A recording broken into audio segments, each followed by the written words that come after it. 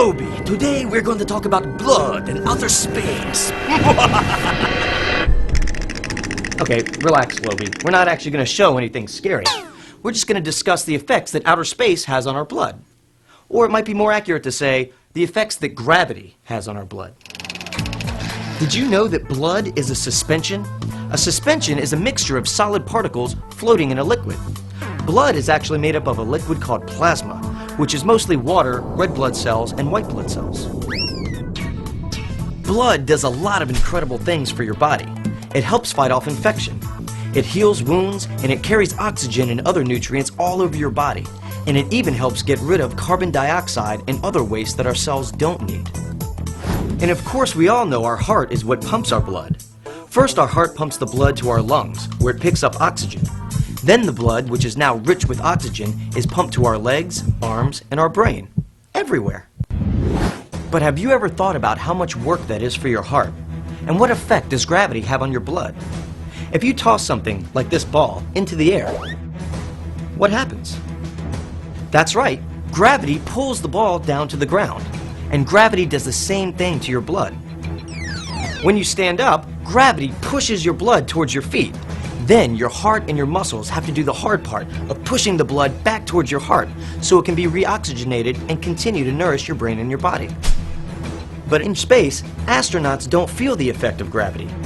So what kind of effect does that have on your heart and blood? Let's ask Dr. Kjell Lindgren, who is a flight surgeon at the NASA Johnson Space Center in Houston, Texas. Flight surgeon is a medical doctor. With my other flight surgeon colleagues, we help to take care of astronaut crew members and their families. One of the things Dr. Lindgren studies is called fluid shift. This is something that happens to the astronauts' blood volume when they get into outer space and have to deal with the effects of not having gravity.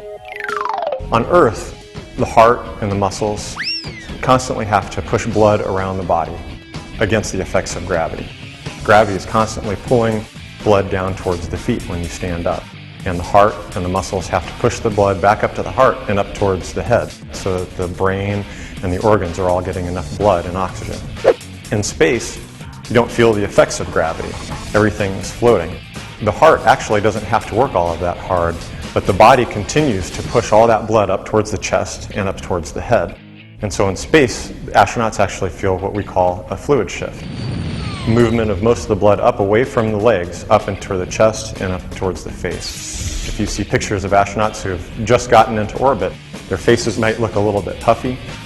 They might say that they feel a little congested. If you look at their legs look a little bit skinnier because the blood has moved out of the legs up into the chest and face.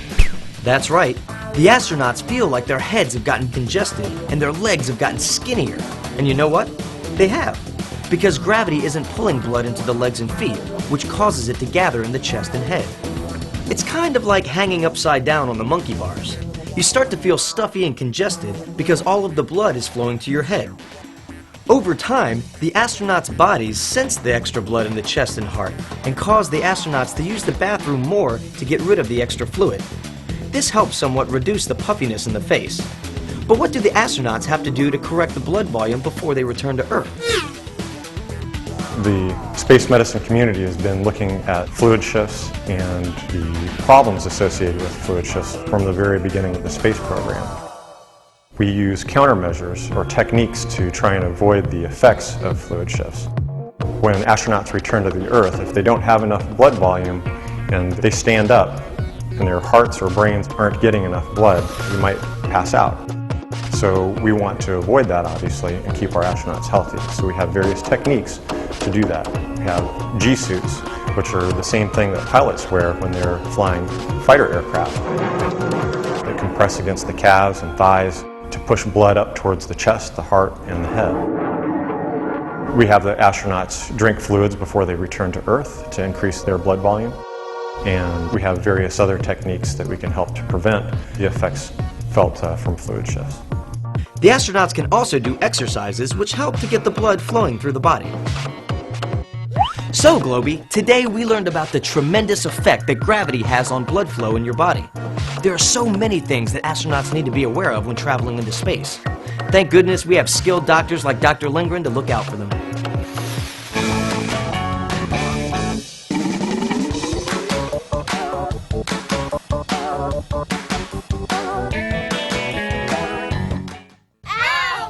Wow.